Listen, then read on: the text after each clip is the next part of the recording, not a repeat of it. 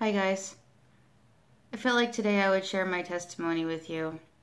Um, like a lot of other people, I spent a good majority of my life not being saved, living in the world. Up until a few years ago, I considered myself to be a homosexual. I know now, looking back, that that's not who I was. It's just who I thought I should be, which is a completely different video. So we're just going to leave that as that for now. And, well, I was involved in a lot of tarot cards and with my friends and the whole new age kind of thing, like everybody's right, nobody's wrong. And I had some friends staying with me. This was about probably 5.5, 6 years ago. I had some friends staying with me for a couple weeks, and her boyfriend was into a lot of stuff. And he went to tell me how he was messing with all these demons and spirits and stuff. And I was pretty open-minded back then, but just about as open-minded as anybody else is, without ever having actually experienced it. You're like, oh yeah, I totally believe that could happen. But you never think it's going to happen to you. And he ended up confronting some kind of entity while he was staying at my house. And again, he told me he was going to do this. I believed him, but I really didn't think anything was going to happen. Like everybody else, it's never going to happen to me, And there were 4 of us in the house that night. Me and my 2 female friends were all in my room while he was saying he was going to call this thing out. And come around between 2:15 and 2:30 in the morning, started to hear some serious stuff going on outside my bedroom door. I lived in a very small 1-bedroom apartment, so the living room where he was at wasn't very far. And you could hear chairs flying across the room, scratching, and my friend that was holding the door on the inside of the bedroom, she just didn't look right. Like her face was like, I don't know how to describe it. It was just changed somehow, and she was acting very animalistic and kind of snarling towards the door, and her fingers were locking backwards, like the knuckles were locking in the wrong directions as she was holding the door. And my other friend was very sick, and she was laying on my bed, and I was trying to take care of her, trying to ignore what was going on with my other friend because there was nothing I could do about it at the time. And this is all before I was saved. This is one of the big moments that really opened my eyes about it. And before I continue on, some people might think I'm making this up, but I'm not making it up. Believe it or don't believe it. But anyway, after a little while, things started to settle down. I couldn't hear everything because I wasn't that close to the door. I was all the way on the other side of the room. And he tried to open the door. My friend said, say something human, which I didn't understand why she said that. And he said, it's me. And she opens the door. Me and her go out there. My sick friend stayed in the room. And the whole living room is disheveled. And he doesn't have his shirt on anymore. And just like in the shows you see on TV, like Ghost Adventures is a good example. People get like those 3 little scratches on their arm or something. He was covered in, I am not exaggerating, hundreds and hundreds of these scratches all over his chest, his arms, his back. And I'm stupid, and I'm intrigued by this, and I'm looking at it like, oh my gosh, that's really cool. And I'm looking at the scratches on his stomach. And while I'm looking at the scratches on his stomach, 7 little red circles about this big, about the size of the outside of a cigarette lighter, rose up on his stomach one at a time like this. Like, I watched 7 red circles show up on him in front of my eyes with nobody touching him. And my friend that was holding the door the first time, she was acting very strange. She was sitting on the couch. She was like, I don't feel right. I don't feel right. I'm not going back in there with you. And she just kept saying it over and over again, looking on the ground.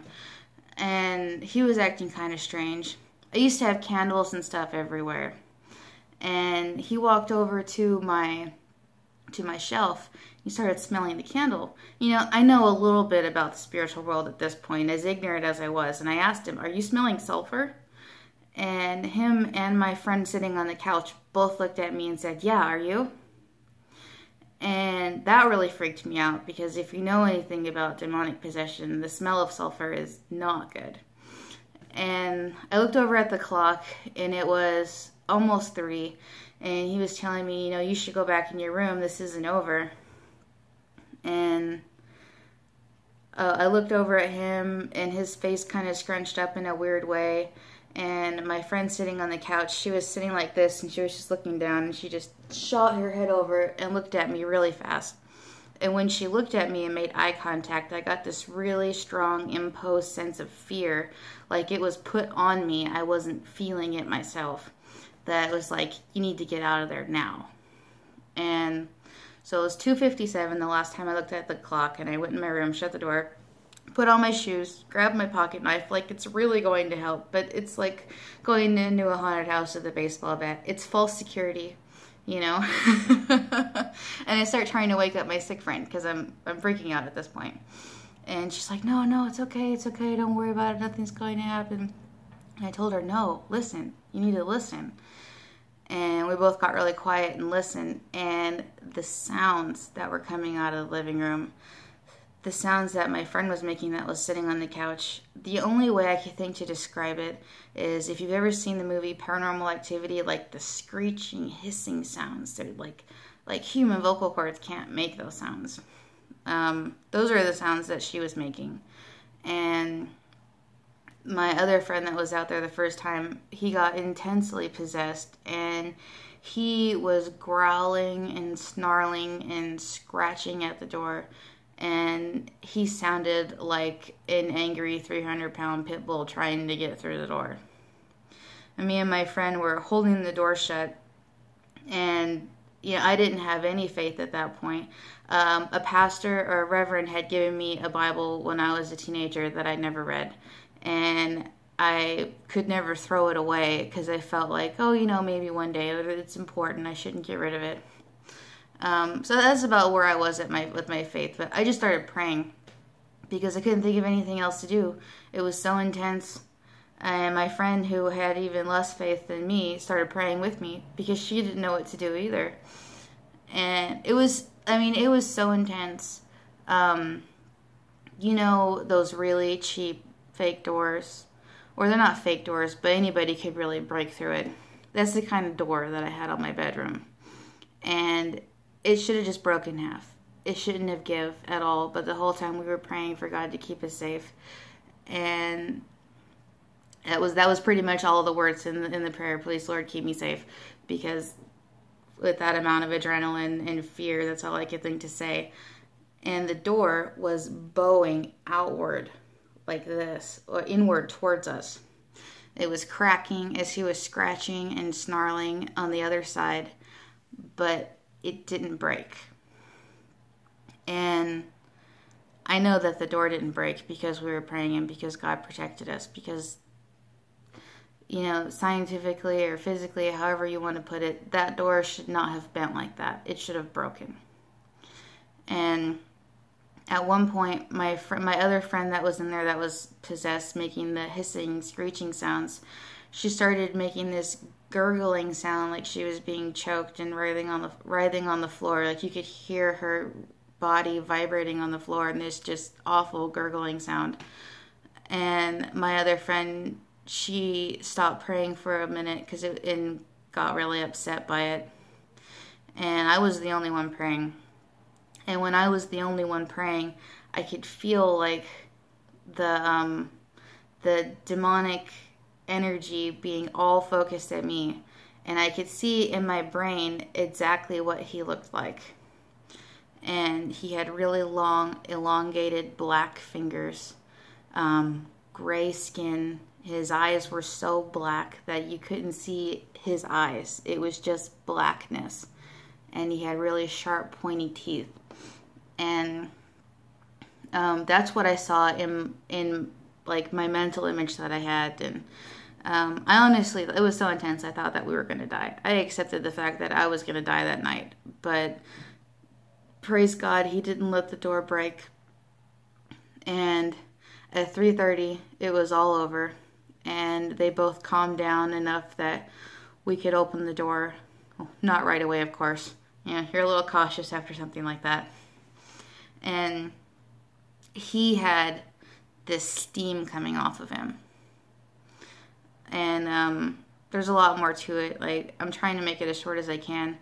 But I know that what I saw, how he looked, that was how he looked, because my other friend that was out there, she remembers all of it, even though she said it was like she had no control over herself. And she described to me what he looked like before I ever told her anything. And it just like made my heart stop, because what she described is exactly what I saw when I was the only one praying. And that was really an eye-opening experience for me, because it made heaven and hell really real, because God kept me alive, and there were demons in my house. And I saw a lot of other things. Like, I saw the big blackish, brownish, swirling clouds of like that are usually around like the demonic entity. And I saw a lot of stuff within the month after that, because it was such an intense experience. I guess the veil was a little thinner for me for a while. I saw a lot of demons in people that I didn't never see before, and I haven't seen since. I still see stuff, but not to the degree that I did then. And, man. But I didn't fully change my life at that point. I was reading my Bible a little bit, but I hadn't really done much to give my life for Christ. And about a year or so later, I like to call this, I tell my friends that it's called the big stick theory. And my big stick theory, before I move on and tell you the rest of it, is that, say you're walking home from school and you could take a shortcut through the alleyway and you can get home in half the time. So you start to go down the alleyway. Some guy jumps out from behind the dumpster, hits you with a stick, and takes your stuff. So you're like, that really hurt. I didn't want to get hit with a stick. So tomorrow I'm not going to go down the alleyway. And a couple weeks go by, your head heals. It doesn't hurt anymore. You start to not want to take such a long walk home. And you think, I'm going to go down the alleyway and take the shortcut home. And a guy jumps out from behind the dumpster with a bigger stick and hits you again. And now your head hurts even more, and it takes even longer to heal. And my big stick theory is, how big of a stick does God have to hit you with for you to wake up and realize that you shouldn't go down the alleyway? And, take that for what it will, but that's something that I like to tell people when I'm talking about my personal experience. Because in May 2012, I lost most of my vision. My field of vision, I have about 5% of the center on this side and maybe about 12 or 13% on this side. And it all happened over a course of about a week and a half, 10 days. I was in the hospital for 2 weeks. And it took them up until about 3 months ago to find any real answers as to why it happened. And it's but for a while they just said, some kind of an autoimmune response. But it was another really big wake-up call for me, because when I was in the hospital, I did use drugs. I haven't in about four and a half years now. I haven't done drugs of any kind. But one of the women that shared my hospital room with me, she was a heroin addict, and they couldn't give her the drugs that she needed because it was in the middle of the night and they needed to confirm with her doctor before they could give her anything. So I had to listen to her on the other side of the curtain withdraw and moan in pain all night. And I was into opiates. And I thought to myself, if I keep going down this road, that's my future.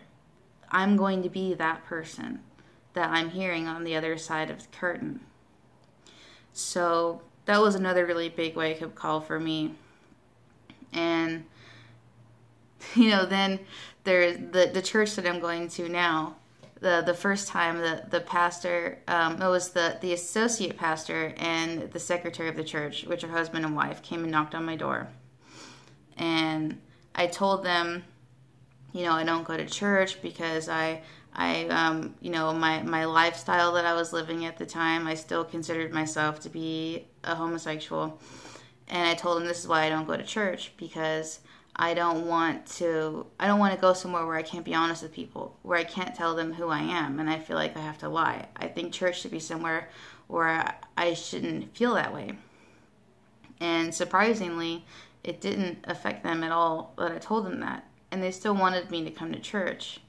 And that really affected me, because I had never had somebody that was an evangelist or a Christian not condemn me for my lifestyle and still want me to come and learn about God and come to their church.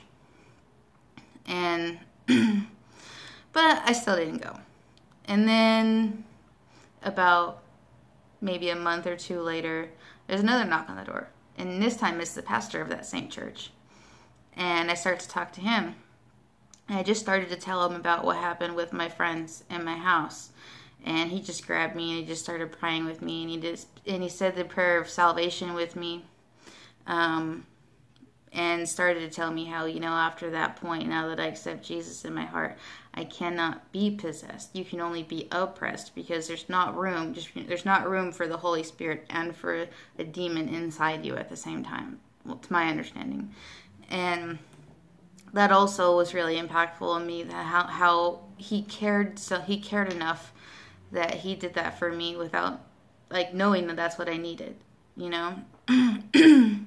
But I still wasn't completely there to going to church. And then a couple weeks later, some teenagers from the church came and knocked on the door, and I was like, okay, God, I hear you. All right. And I took the track, and I started going the next Sunday.